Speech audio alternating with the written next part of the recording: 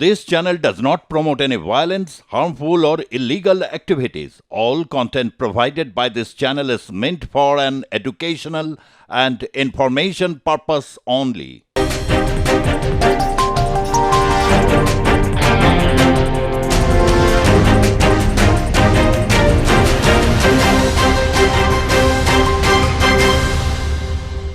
নমস্কার, শুরু করছি আজকের পর্বের জনমত। আমি সুজিত চট্টোপাধ্যায় রয়েছি আপনাদের সঙ্গে। বছরের আজ প্রথম দিন, কল্পতরু উৎসব আমরা বলি, ঠিক কথা। কল্পতরু কিসের জন্যে? শ্রীরামকৃষ্ণ আজকের দিনে তিনি সমাধিস্থ হয়েছিলেন, তার মৃত্যু আসন্ন। তিনি বুঝতে পেরেছিলেন, ভক্তবৃন্দ বুঝতে পারছেন ঠাকুর দীর্ঘদিন ধরে অসুস্থ, পরমহংসদেব, এবং সেই সময় তিনি কাশীপুর উদ্যানবাটিতে থাকতেন। তো আজকের দিনে তিনি কল্পতরু হয়েছেন, এমনই লোকশ্রুতি। মানুষ যা চাইছেন তিনি তাতে, এবং তিনি সম্মতি দিচ্ছেন। শুধু একটা কথা বলেছিলেন, তোদের সকলের চৈতন্য হোক, কনসাসনেস, চৈতন্য, যা আমরা সকলে অর্জন করতে চাই। কিন্তু চৈতন্য এমনই একটি বিষয় আর কি, এমনই একটি স্টেজ অফ মাইন্ড আর কি, যেটাতে পৌঁছতে গেলে সাধ্য সাধনা করতে হয়। আমরা প্রায়শই বলছি না, কিছু জায়গায় চোখে ধুলো দেওয়া বা ডিসইনফরমেশনসকে হাতিয়ার করে যখন একটা সমাজ, একটা রাষ্ট্র চোখে ধুলো দিতে তার জনগণকে সে বিভ্রান্ত করতে চায়, তার কপালে দুঃখ থাকে। ইতিহাসে বারবার দেখা গেছে এরকম অন্ধকারময় সময় অনেক সময় এগিয়ে আছে।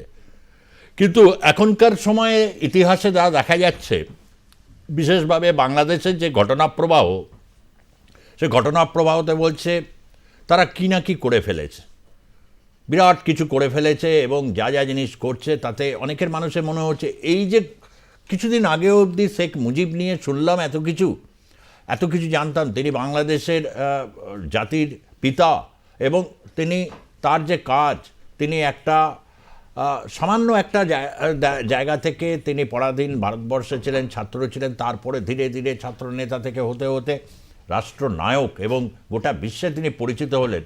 তার নাকি সবটাই ভুল ছিল। এবং কে বলছে হচ্ছে আজকের যারা নব্য এরকম ছাত্র, যাদেরকে তারা বলেছিলেন, তারা নিজেরা বলেছিলেন, তুমি কে, আমি কে, রাজাকার। যখন এটা প্রেশার হলো বাংলাদেশের মানুষ, তখনও আওয়ামী লীগরা ভাবতে পারেনি এরকম, বলে কি বলছে, কি প্রকাশ্যে বলছে রাজাকার। এরকম একটা পরিস্থিতিতে তারপর তারা বাধ্য হলো স্লোগানটা একটু চেঞ্জ করে নিতে। আসিফ নজরুল তখন নানাভাবে বলতেন, না আমরা তো বলছি, কে বলছে স্বৈরাচার। এই যে ধূর্তামি, চালাকি, তা একটা সময় প্রকাশিত হয়, কিন্তু এটা চলতে থাকবে। আমরাও জানি 31শে ডিসেম্বর কত রকমভাবে কিছু বলেছিল, যে এই হবে, তা না হবে, সেই হবে। আর আমরা কি বলতাম? আমরা বলেছিলাম, আমরা ডিকোড করে দিয়েছিলাম যে এরা এই করতে চলেছে। যখনই ধরা পড়ে গেল, তখনই পিছু হটতে শুরু করলো ছাত্র সমাজ। তারা বলল যে ইউনিটি মার্চ করা হবে। ইউনিটি মার্চের আপনারা ছবি দেখছেন, প্রচুর লোক হয়েছে। তবে গোটা বাংলাদেশ থেকে, সে চট্টগ্রাম বলুন, রংপুর বলুন, শ্রীহট্ট বলুন, বা ময়মনসিংহ বলুন, বিভিন্ন জায়গা থেকে ছাত্ররা এসছে, তাদের একটা জমায়েত হয়েছে, ভালোই হয়েছে। কিন্তু যে দেশের জনসংখ্যা 17 কোটি, সে দেশের জনসংখ্যায় জনতা সেদিন কোনোভাবে কিন্তু পথে নামেনি। তারা ওই শহীদ মিনারে তারা এসেছেন, ছাত্র সমাজ, তার থেকে তারা কতগুলো দাফি দাওয়া বলেছেন, এবং সরকার কোনো পাত্তাই দেয়নি। ডক্টর ইউনূসের সরকার বলছে যা জুলাই ঘোষণাপত্র দেবেন তারা দেবেন। তারা একটা ডেডলাইন দিয়ে, মোটামুটিভাবে ডেডলাইন দেওয়ার পর তারা একটা নিবৃত্ত হলেন। এই হচ্ছে বাংলাদেশে। অর্থাৎ আরেও একটা মানে শাহাবুদ্দিন চুপ্পুকে টার্গেট করা হয়েছিল। আগের বার টার্গেট হয়েছিল, তারপরে শাহাবুদ্দিন চুপ্পু কিন্তু বলেছিলেন রাষ্ট্রপতি, আমার কাছে কোনো পদত্যাগপত্রই নেই। তারপর একটা অ্যাটেম্প্ট হলো, তাদেরও কিছু হলো না। মানে বুঝতেই পারছেন যে পৃথিবীর সব দেশেরই তার যেমন শক্তি আছে, সে যত ছোটই দেশ হোক, যত ছোট, তার যেমন শক্তি আছে, তাকে সবার মধ্যে নিয়ে সঙ্গে করেই চলতে হয়। গোটা বিশ্বটা একটা ব্যবস্থা, আমরা বলি না বিশ্ব ব্যবস্থা। সেখানে বাংলাদেশের ছাত্র সমাজ তারা একরকমভাবে মানে করছে। সেনাবাহিনী তার রোল, বিভিন্ন সময় বিতর্কিত এই সেনাবাহিনীর রোল তা নানা রকমভাবে প্রশ্নের সামনে এসে দাঁড়িয়েছে। তারা শান্তিরক্ষার কাজে বিদেশে গিয়ে যতটা সফল, ঠিক ততটাই ব্যর্থ নিজের দেশের রাষ্ট্রনায়কদের রক্ষা করতে। এটা ফ্যাক্ট, ইতিহাসে বারবার এর প্রমাণ পাওয়া যায়। বহু ঘটনা আমরা আপনাদের কাছে তুলে ধরেছি। বছরের প্রথম দিনে তাই সকলকে আবারও শুভেচ্ছা জানাই। ইংরেজি নববর্ষ, এটি ইংরেজি মতে যেটা চলে তা অবশ্যই আপনাদেরকে জানাই। এবং এবছরে জানুয়ারি মাসটা খুব গুরুত্বপূর্ণ, বিশেষভাবে বাংলাদেশ বা এই উপমহাদেশের জন্য।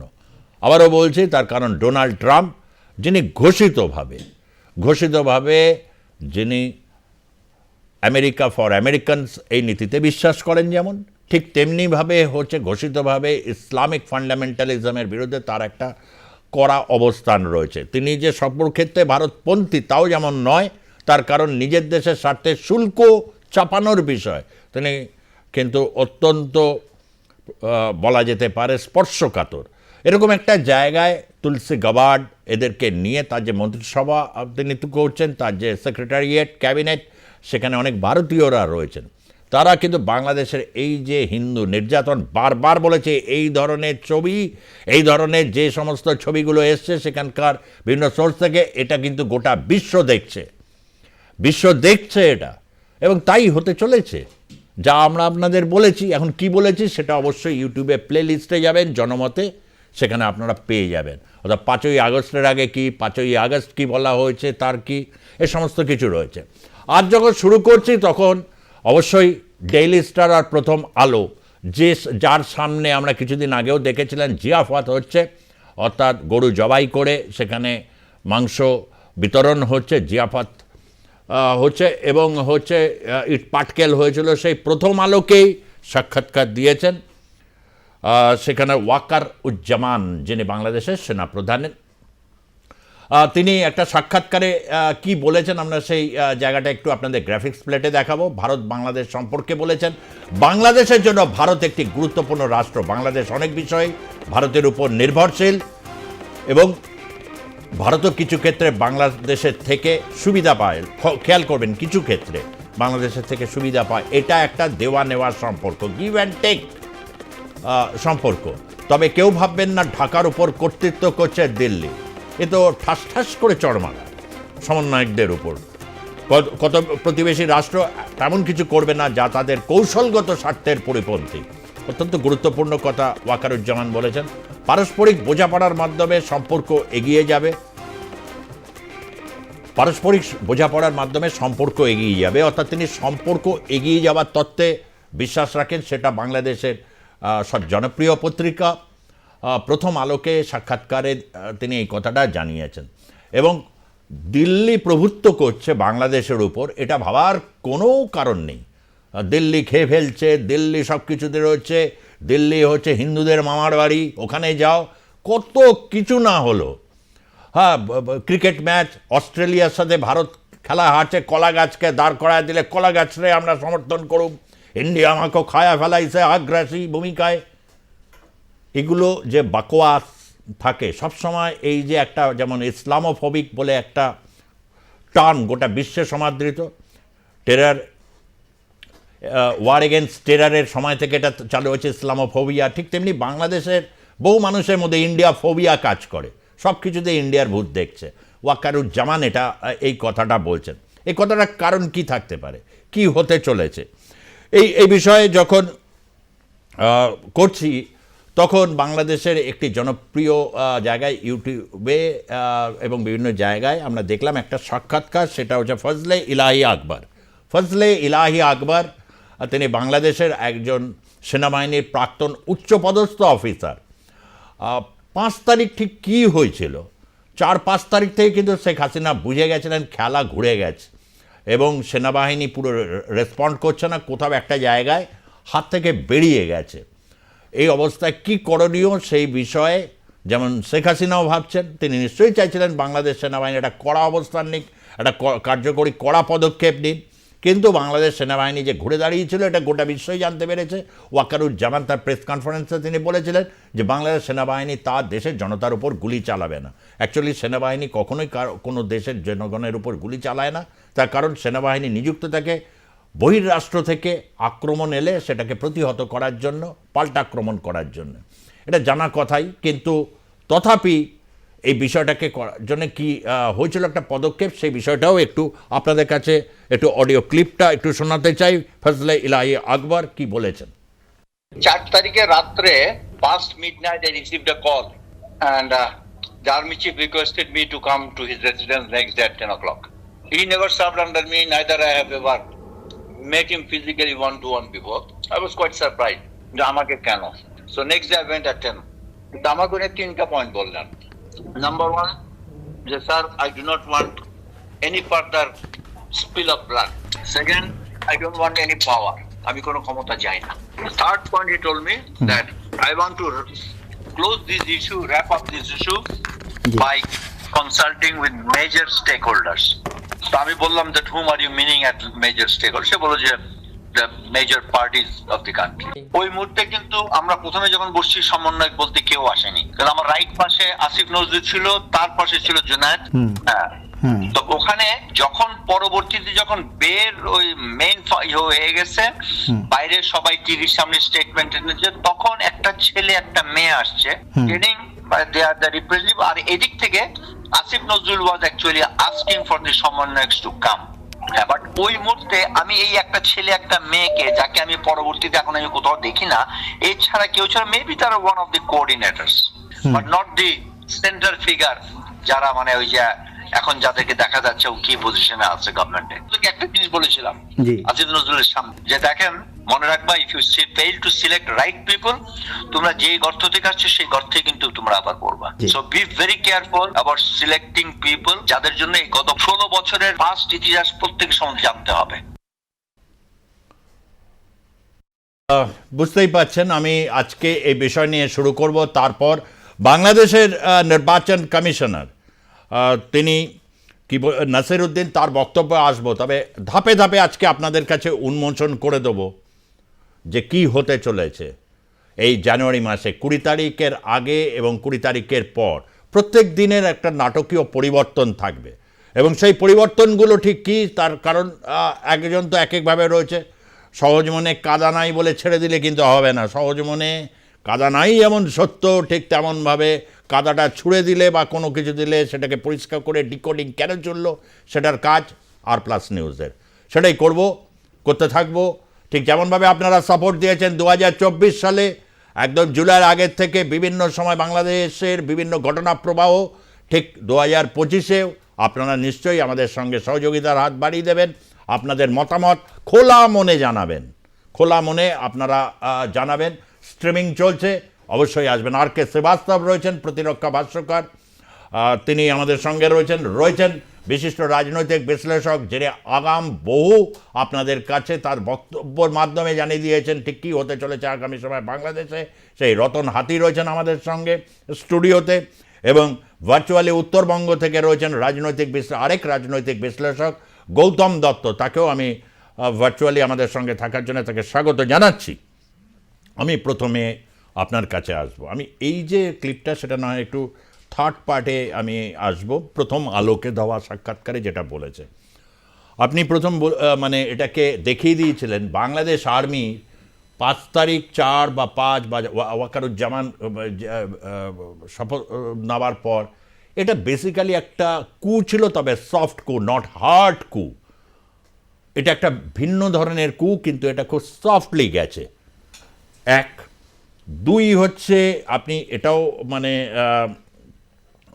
বলেছিলেন যে এই যে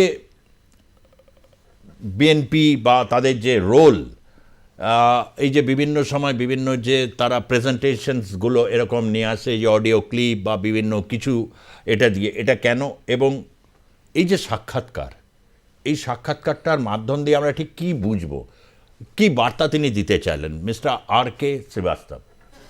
ধন্যবাদ। আগে আপনার মাধ্যমে আপনাদের রিডারশিপকে আমি বলি happy new year, right?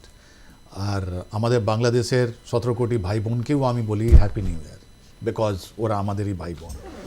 Having said this, আপনি কত সুন্দরভাবে দুটো জিনিসকে আপনি লিঙ্ক করলেন। একটা লিঙ্ক করলেন আপনি কি 4-5 তারিখে আগস্টে ঢাকাতে কি হয়েছিল, আর দ্বিতীয় আপনি বললেন প্রথম আলোতে what is the highlight of আপনার জেনারেল ওয়াকুর জামানের যে প্রেস কনফারেন্স আছে বা যিনি প্রথম আলোকে যে ইন্টারভিউ দিয়েছেন ওর হাইলাইট কি আছে। এর মধ্যে আমি শুধু 5টা জিনিস বলবো। ওর আগে বলে দিই কি বাংলাদেশ আর্মির একটা পলিটিক্যাল অ্যাসপিরেশন আছে, ওরা একটা পলিটিক্যাল স্পেস চায়। ওরা চায় যে যা কিছু হয় আমাদের দেশে ওটা ক্যান্টনমেন্ট থেকে ওটা কন্ট্রোল হোক, কিন্তু সব 1.6 লাখ ওখানে বাংলাদেশে আর্মি লোক আছে, কিন্তু সব লোক ওর মধ্যে পলিটিক্যাল অ্যাসপিরেশনে ইনভলভ নয়। It is only handful of people, যার মধ্যে আজকে লিডার যিনি আছেন ওনার নাম আছে জেনারেল ওয়াকুরুজ্জামান। উনি ওই ডার্ক ভ্যালি যেটা আছে, অন্ধ জিনিস যেটা আছে, blind corner of Bangladesh army, উনি ওটা হাইলাইট করে দিচ্ছেন। উনি আগস্টের পর কতগুলো সিনিয়র অফিসারকে পদ থেকে সরালেন, কত লোককে জেলে পাঠালেন, যে কতদের পরিবারের উপরে করলেন, প্রতারণা করলেন। ওর ফলটা ওনাকে ভুগতে হবে, বিকজ এর একটা হিস্ট্রি আছে, ওটা পরে আসছি আমি। 5টে জিনিস বলছি আপনাকে আমি। টাইমিং 31 ডিসেম্বর এইটা এক্সপোজ হয়ে গেছে that who is in control. এটা কি ইন্টারিম গভর্নমেন্ট ইন কন্ট্রোল?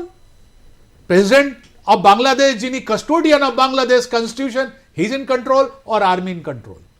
এটা বলে দিচ্ছি আপনাকে যে Wakeruzzaman is in control, number 1। ইনি কেন করলেন? কেন যে গতকাল 31 ডিসেম্বরে যে স্টুডেন্টগুলো ছিল ওরা যখন ঢাকা মার্চ করতো, ওদের একটা অপশন ছিল কি ওরা গণভবন দিকে, ওদের প্রেসিডেন্সিয়াল হাউস দিকে যাবে, আর উনি প্রেসিডেন্টকে বলবেন resign and Mohammad Yunus to be become prime minister, president of the Bangladesh, আর ওরা অ্যানাউন্স করবে একটা নতুন প্রাইম মিনিস্টার। ওটা হতে পারেনি because army put his foot down. That is point 1। আপনি যদি এই পুরো ইন্টারভিউটা দেখেন, ওয়াকুরুজ্জামান নিলিবিলি উনি পুরোপুরি এটা বলেছেন এটা রেভলিউশন আছে, এটা স্টুডেন্ট রেভলিউশন আছে। আর উনি এক্সপোজ হয়ে গেছেন 4 তারিখে, যখন Sheikh Hasina was the prime minister was there in the country. উনি অপোজিশনের লিডারদের সঙ্গে কথা বলছেন। এই যে মেজর ইলাহির আপনি দেখালেন, উনি খালেদা জিয়া এক্সক্লুসিভ সিকিউরিটি এতে আছেন, ডিউটিতে আছেন। উনি মোস্ট ক্লোজ পারসন, ওনাকে ডাকলেন। আর মেজর ইলাহি তো নিজে বলছেন কি আমি ওনাকে জানতাম না, উনি আমার আন্ডারে কোনোদিন কাজ করেনি। ওনাকে 4 তারিখে যে যতগুলো কনস্পিরেসি আছে ওটা অলরেডি জেনারেল ওয়াকুরুজ্জামান করে নিয়েছেন। আর ইট ইজ এ ফলস। 3টে পয়েন্ট যিনি বললেন कि I don't have any political inspiration. General ওয়াকুরুজ্জামানকে রাত ফ্রম বিগিনিং আমরা বলছি ওনার short term, mid term and long term goal আছে। তাই জন্য আমি পরে বলছি একটা 5টা পয়েন্টের মধ্যে, রাইট? তো this was the second. Let me continue this because আমার কাছে আর এই কথাটা আমি ফিনিশ করে দিচ্ছি এখন। তো এটা লেজিটিমেসি দিলেন। তৃতীয় জিনিস কি বললেন? Command and control. Under home general Wakeruzzaman is functioning? He is under interim government or he is under president? ওর ইন্টারভিউর মধ্যে আপনি পাবেন এই আনসারটা। উনি বলছেন যে আমি যে আছে প্রেসিডেন্টের এতে আছি। যখন ওনাকে জিজ্ঞেস করা হলো যে আগে যে 2007 থেকে 9-তে এটা আর্মি চিফ ইন্টারিম গভর্নমেন্টের চাকরি, ইন্টারিম গভর্নমেন্টে নিজে ফাংশন করতো, ইনি বললেন না না না এটা আমি বলছি আপনাকে এটা চেঞ্জ আছে, আমি প্রেসিডেন্ট।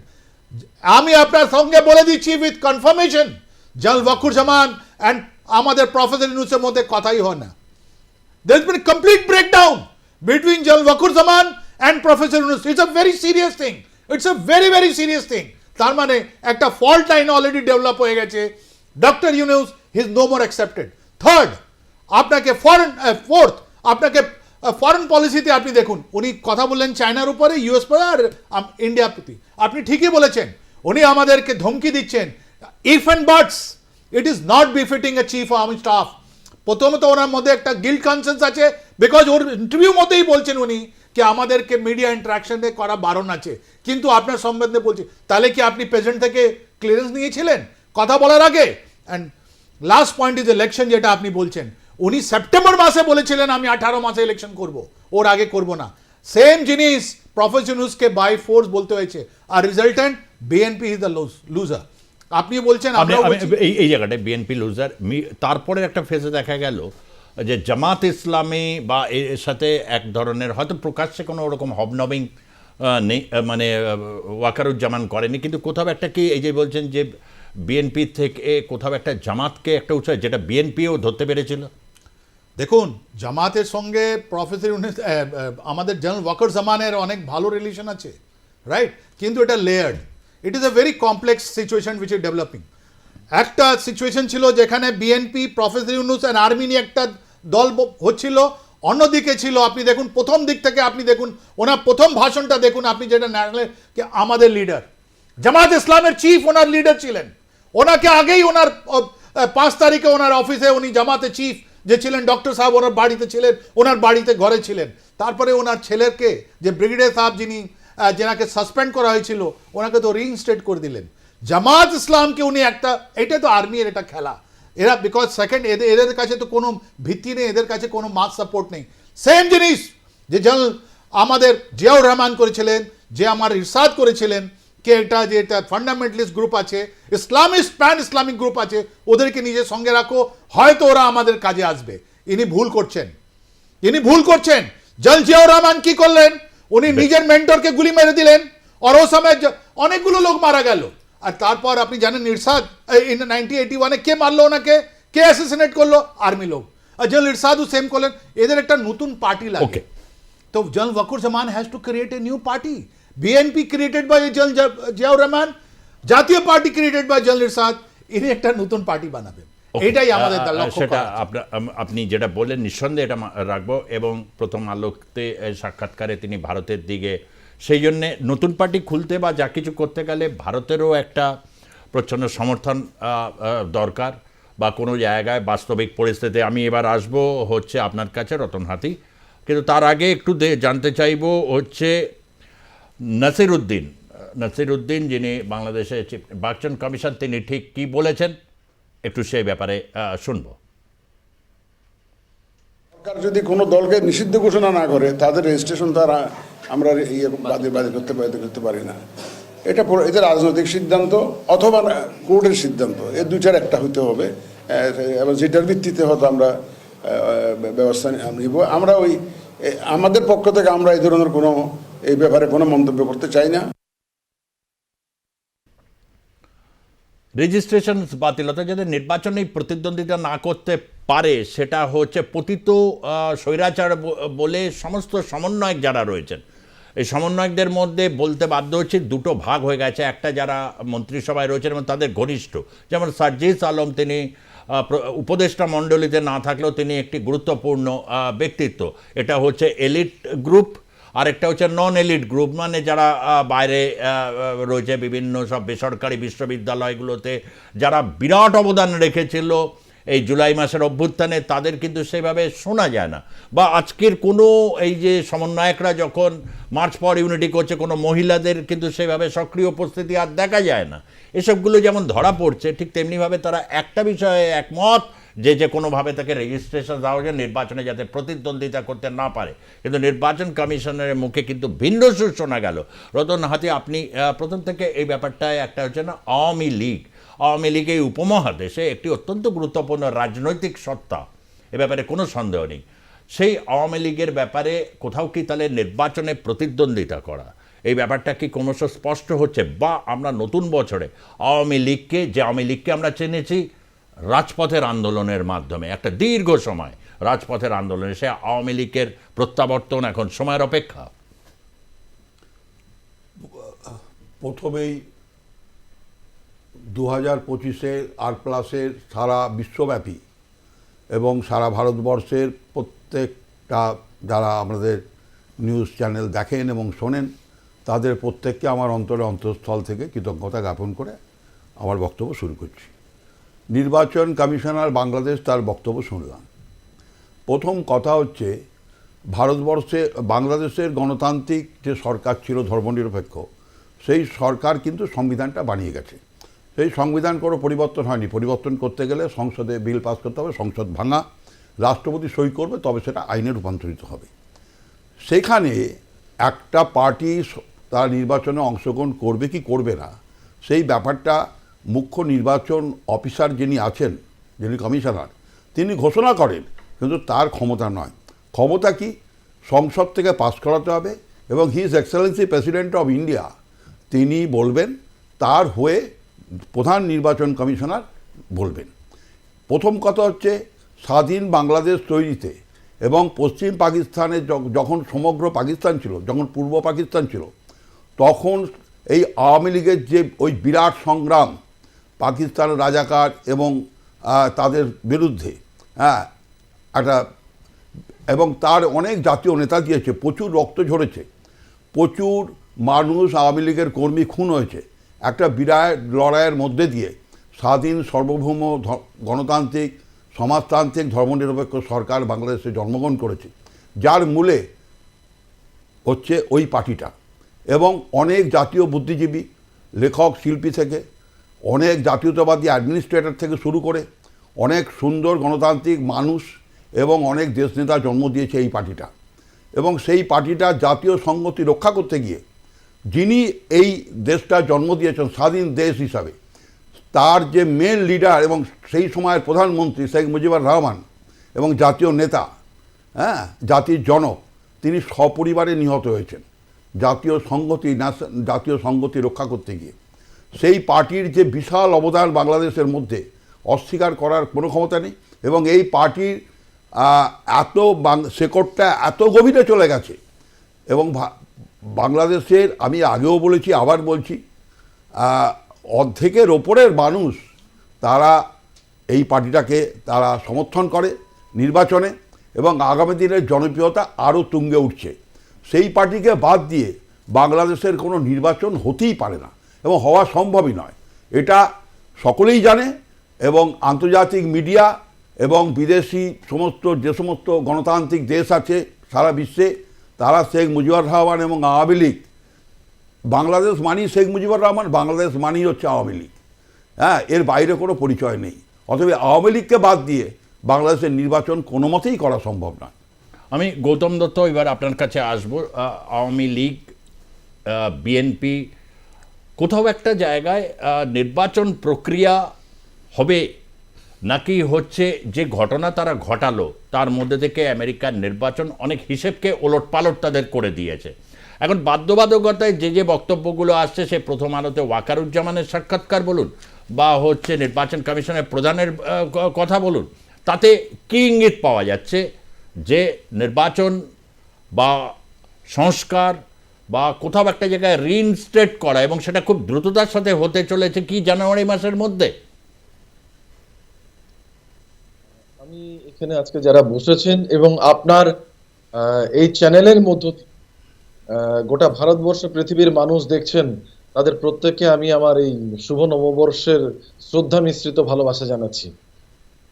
আলোচনার অভিমুখ যেহেতু বাংলাদেশ এবং বাংলাদেশের অস্থিরতার পরিপ্রেক্ষিতে যা যা ঘটছে এবং যা যা দেখতে পাচ্ছি, এবং এই মুহূর্তে সবচেয়ে আলোচ্য বিষয় হচ্ছে যে আমেরিকার ভাবী রাষ্ট্রপতির যে ধমক কেন, এবং পাশাপাশি এখন যে সেনাপ্রধান ওয়াকারুজ্জামানের যে বক্তব্য, সেই বক্তব্যতে কি প্রকাশিত হচ্ছে। আসলে বাংলাদেশ অদ্ভুতভাবে ছায়ার পিছনে ছুটতে যাচ্ছিল, অন্ধের মতো সামনের দিকে এগিয়ে যাচ্ছিল, ফলে তারা বুঝতেই পারেনি যে সামনে কি আছে। এই কথা মনে রাখতে হবে যে যে ঘটনাটা ট্রাম্প যেভাবে রিয়াক্ট করেছেন তার অন্যতম কারণ হচ্ছে, আমাদের মনে রাখতে হবে, আমি এর আগেও বলেছি যে বাংলাদেশ থেকে প্রচুর অনুপ্রবেশকারী পশ্চিমবঙ্গের মধ্য দিয়ে প্রবাহী এসে সেখানে তাদের নিজেদের পাসপোর্ট, ভিসা এগুলো তৈরি করে ইতালি থেকে আমেরিকার মাটিতে ছড়িয়ে যাচ্ছে। কারণ মৌল আইসিস কিংবা আল কায়দা এই সমস্ত সংগঠনগুলোর বিরুদ্ধে কিন্তু আমেরিকার জিহাদ ঘোষণা দীর্ঘদিনের আছে, ফলে এর দ্বারা আমেরিকা আরেকবার আক্রান্ত হতে পারে এই শঙ্কাও কিন্তু আমেরিকা মনে করছে, কারণ এভাবেই তারা ছড়িয়ে যাচ্ছে গোটা পৃথিবীর মানচিত্রে। ফলত গোটা বাংলার মাটি থেকে ভারতবর্ষ হয়ে এবং পাসপোর্ট নিয়ে তারা বিভিন্ন দেশে ছড়িয়ে যাচ্ছে, এটা কিন্তু তাদের দেশের পক্ষেও একটা সমস্যা। ফলত এই মুহূর্তেই প্রতিবাদের কণ্ঠ, এই মুহূর্তেই যদি তাকে রুখে না দাঁড়াতে হয় তাহলে ভবিষ্যৎ তাকেও একটা খেসারত দিতে হতে পারে, এটা তিনি ভেবেই আগেই তার প্রোটেস্ট করেছেন।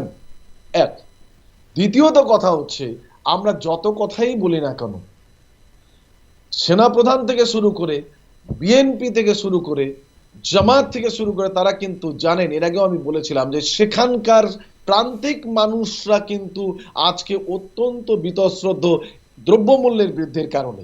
ফলত সামনের নির্বাচনকে কেন্দ্র করেই তো মাসনাদ থেকে সরিয়েছিল শেখ হাসিনাকে একটা ইস্যুকে কেন্দ্র করে, এবং সেই ইস্যুটা যদি সফলভাবে পরিণতি পেতে হয় তাহলে পরে কিন্তু অবশ্যই বিরোধিতা করতে হবে।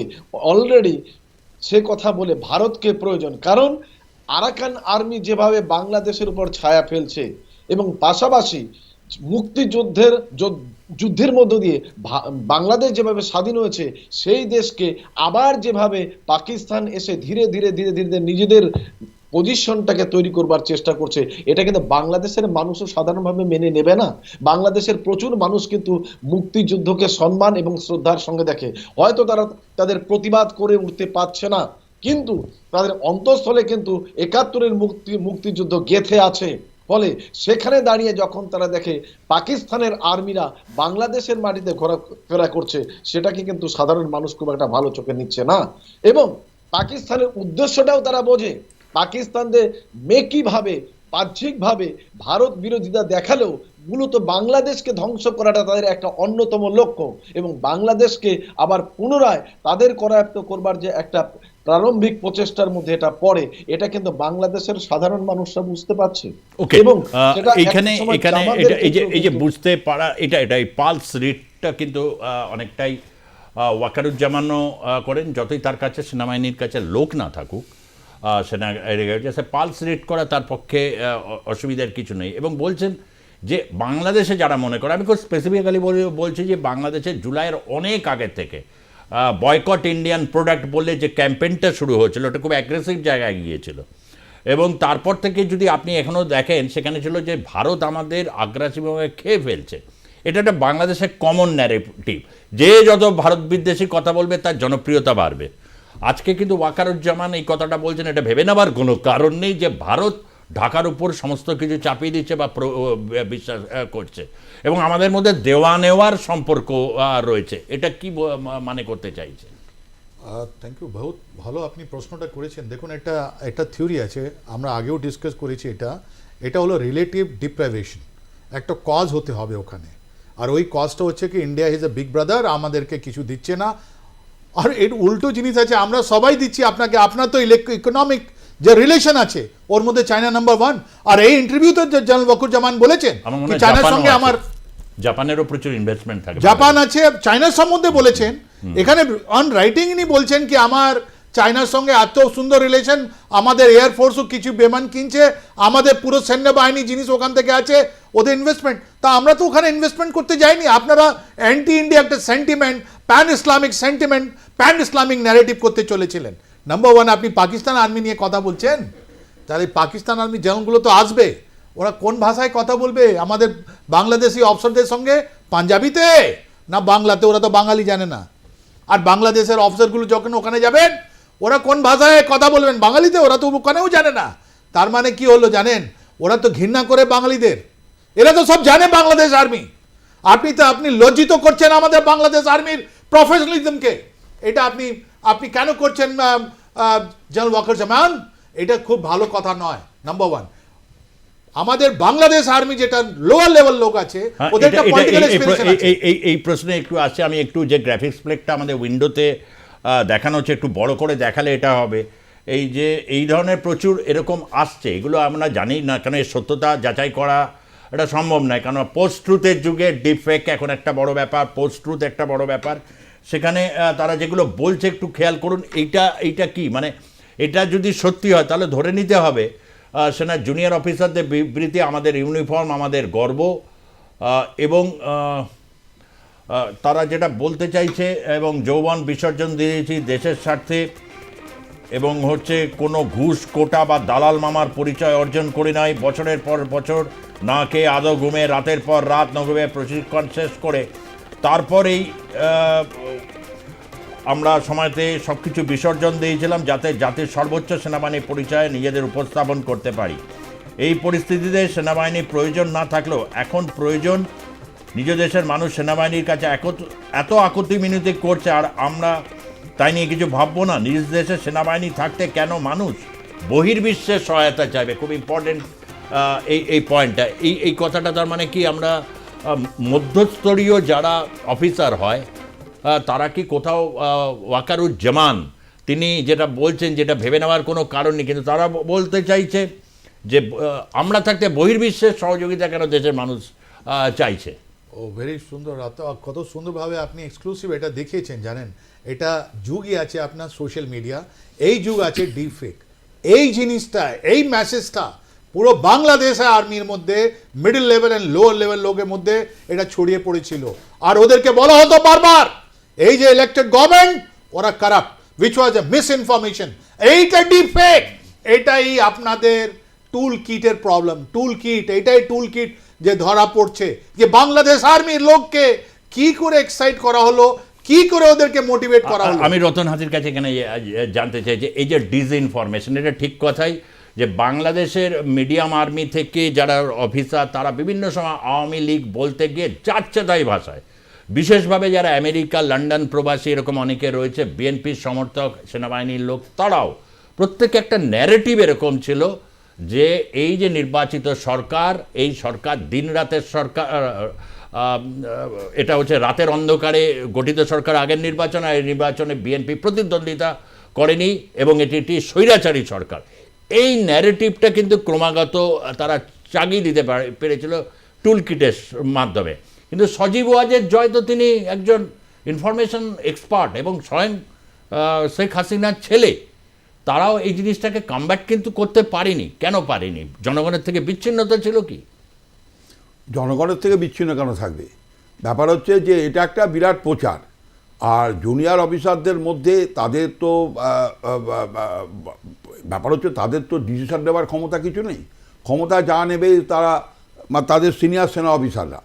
ব্যক্তিগতভাবে জুনিয়র যারা অফিসার আছে তারা নিশ্চয়ই তারা ন্যাশনালিস্ট, কিন্তু এই ব্যাপারে তাদের মানে সেনা প্রধান এবং তার তলার যে কমান্ডিং অফিসার তারা যে নির্দেশ দেবে সেই নির্দেশই তাদের পালন করতে হবে। আর প্রথম কথা হচ্ছে বাংলাদেশের যে সরকার আগে ছিল সেই সরকার আওয়ামী লীগের সরকার, মানে হাসিনার মানে প্রধানমন্ত্রী থাকাকালীন যে সরকার, সেই সরকার জনগণের অত্যন্ত প্রিয় সরকার ছিল। যার জন্যই তো তারা প্রচুর উন্নয়নমূলক কাজ করেছে। হয়তো Chinese company, Japan company, Korean কোম্পানিরা কাজ করেছে, কিন্তু 83 লক্ষ কোটি টাকার কাজ হয়েছে, জিডিপি বেড়েছে এবং প্রচুর দরিদ্র সীমা থেকে মানুষ ওপরে গেছে, মধ্যমায়ের দেশে পরিণত হয়েছে। এবং শুধু তাই না, এশিয়ান সার্কিটে চায়নার পরে র্যাপিড গ্রোথ ডেভেলপমেন্টে চায়নার পরেই বাংলাদেশ ছিল। এই যে ব্যাপারটা, এই যে বিশাল উন্নয়নযোগ্য 83 লক্ষ কোটি টাকার, হ্যাঁ, এটা তো হাসিনার আমলই হয়েছে, এটা তো অস্বীকার করার কোনো জায়গা নেই। হ্যাঁ, এবং আজকের যে গণতান্ত্রিক আবহাওয়া বাংলাদেশে ছিল, সেখানে মানুষ, ফ্যাক্টরি, ইন্ডাস্ট্রি সুন্দরভাবে চলেছে, দ্রব্যমূল্য বৃদ্ধি পায়নি, মানুষের জনজীবন বিপর্যস্ত হয়নি, মানুষ শান্তিপূর্ণভাবে ছিল, ধর্মনিরপেক্ষ ছিল, হিন্দু মুসলমান সব একসঙ্গে সহাবস্থান করেছে, কোনো প্রবলেম হয়নি। যেখানে যা প্রবলেম হয়েছে শক্ত হাতে সেগুলোকে মোকাবিলা করেছে সরকার। এখন তো একদম অন্যরকম ব্যাপার, এখন তো একদম পুরোপুরি হিন্দুদের যেন বিতাড়িত করে দেবে, তাদের সম্পত্তি কেড়ে নেবে, তাদের উপর বর্বর অত্যাচার, হ্যাঁ, যৌন অত্যাচার হচ্ছে, হ্যাঁ, তাদেরকে রেপ হচ্ছে, একটা অদ্ভুত একটা মানে কি বলবো, মানে জঙ্গি এবং একটা মানে মানে কি পরিস্থিতি। আমি গৌতম বাবু, এই যে একটা এরকম একটা পরিস্থিতি তৈরি হয়েছিল, এই পরিস্থিতি থেকে এই যে সময় আমরা প্রথমে বললাম জানুয়ারি মাস বা হচ্ছে বিশ্ব রাজনীতির, ভূ রাজনীতির একটা বড় পরিবর্তন ইতিমধ্যেই ঘটে গেছে, কিন্তু রাজনৈতিকভাবে এটা ঠিক কথা যে শেখ হাসিনা বা তাকে আসতে গেলে, গতকাল অবশ্য এরকম ঘটনা ঘটেছে গোপালগঞ্জ, যেটা প্রথম থেকে বলে এসেছি, গোপালগঞ্জ হচ্ছে আওয়ামী লীগের শক্ত ঘাঁটি, সেখানে মার্চ ফর ইউনিটির জন্য যোগদান করতে যাওয়া ছাত্র সমাজকে ধরে তারাও ঠেঙিয়েছে। এগুলো কি কোথাও একটা জায়গায় রিটালিয়েশনের দিকে কিন্তু আগামী দিনে, কেন প্রথম 4-5 মাস যেরকম মারধর খেয়েছে এবং যা গুপ্ত হত্যা হয়েছে, প্রচুর লোককে নিখোঁজ আছে আওয়ামী লীগের, কোথাও কি এই জায়গা থেকে তারা কি এই মুহূর্তের এই সময়টা যে তারা ঘুরে দাঁড়াকার অপেক্ষায় রয়েছে, এটাই কি ইঙ্গিত করছে কোথাও কি একটা জায়গায় সমন্বয়ক যারা রয়েছেন বা যারা হচ্ছে উপদেষ্টা হয়েছেন সমন্বয়কদের থেকে, সেই ছাত্র, তাদের উপর চাপ কি ক্রমশ বাড়ছে? আমি আপনাদের বলি, বাংলাদেশের মানুষ কিন্তু 100 টাকা কেজি আলু খেয়ে অভ্যস্ত নয়। বাংলাদেশের মানুষ কিন্তু 400-450 টাকা কেজি ধরে মুরগির মাংস খেয়ে অভ্যস্ত নয়। বাংলাদেশের প্রান্তিক এই মানুষগুলোর কাছে ঝিঙ্গে, পটল, আলুর যে দাম, দ্রব্য মূল্য বৃদ্ধি যেভাবে হয়েছে, তাতে কিন্তু সাধারণ মানুষের একটা বীতশ্রদ্ধ মনোভাব এই সরকারের প্রতি, এই ইন্টারিম সরকারের প্রতি কিন্তু তৈরি হয়ে গেছে। আওয়ামী লীগ জাস্ট এটাকে ক্যাশ করছে, করে নিয়ে সেটাকে ব্যবহার করবার চেষ্টা করছে। কারণ আওয়ামী লীগের হাতে দুটো অস্ত্র বড় মারাত্মকভাবে এসেছে। এক, দেশের সার্বভৌমত্ব, অর্থাৎ সার্বভৌমত্ব কিন্তু আজকে প্রায় বিপন্ন হওয়ার পথে। আরাকান আর্মিরা যেভাবে কক্সবাজার পর্যন্ত এসে গেছে, সেখানে কিন্তু দেশের সার্বভৌমত্ব নিয়ে প্রশ্ন এসে গেছে। যাদের উপর ভরসা করে পথে এগিয়েছিল, তারা আজকে অন্যের কাছে বশ্যতার অঙ্গীকারে আবদ্ধ। অর্থাৎ সেই পাকিস্তান যাদের একের পর এক সেনারা তালিবানের কাছে হাত তুলে সারেন্ডার করছে, অর্থাৎ সেই পাকিস্তানের যা অবস্থা, একে একে দেখে দেখে কিন্তু বাংলাদেশ কিন্তু আজকে অত্যন্ত সার্বভৌমত্বের ক্ষেত্রে বিপন্ন বোধ করছে। ফলে বাংলাদেশকে এই অবস্থা আনার জন্য কিন্তু আওয়ামী লীগের হাতে কিন্তু দুটো সুন্দর একটা সুযোগ চলে এসেছে, এক দ্রব্যমূল্য বৃদ্ধি, এক সার্বভৌমত্ব। এই দুটোকে মিলে নিয়ে কিন্তু আজকে তারা প্রচারের ময়দানে ধীরে ধীরে ধীরে ধীরে ঘুঁটি সাজিয়ে আগামী নির্বাচনের দিকে এগিয়ে আছে। বিএনপি চেয়েছিল দ্রুত নির্বাচন প্রক্রিয়ার মধ্যে দিয়ে ক্ষমতায় আসা, কারণ আওয়ামী লীগকে বাদ দিলে একমাত্র বিএনপি ছিল অত্যন্ত শক্তিশালী।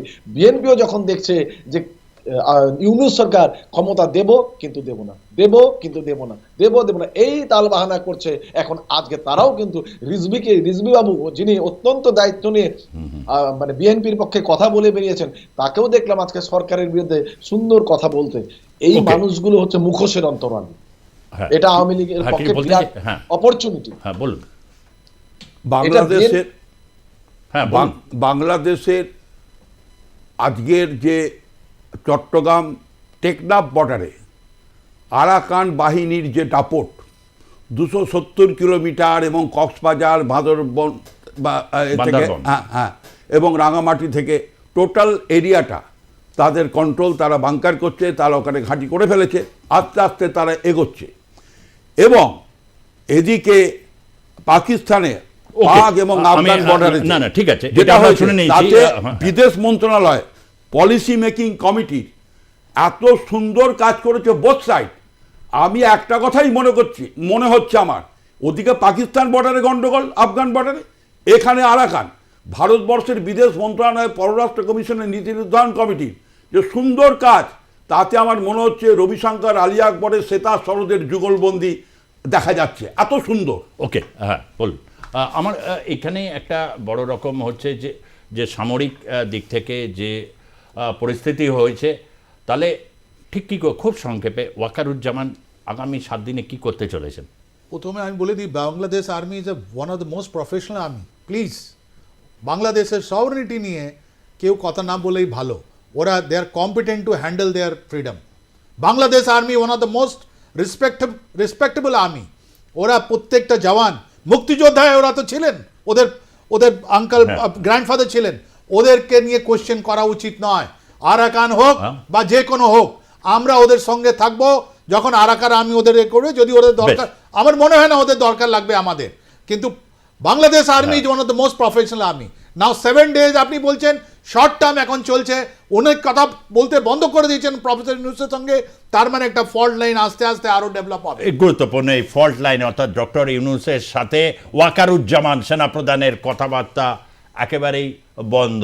অর্থাৎ যে বিভিন্নভাবে যে একটা এন্টিটি কাজ করছে, সেখানে একটা দীর্ঘ ফাটল, এই ফাটলই ফল্ট লাইনগুলোই কিন্তু ইঙ্গিত দিচ্ছে মিস্টার আর কে শ্রীবাস্তব। এইদিকে একটা বড় রকম, অর্থাৎ এই ফল্ট লাইন আগামী দিনে আরও চওড়া হলেই কি হতে চলেছে সহজেই অনুমেয়।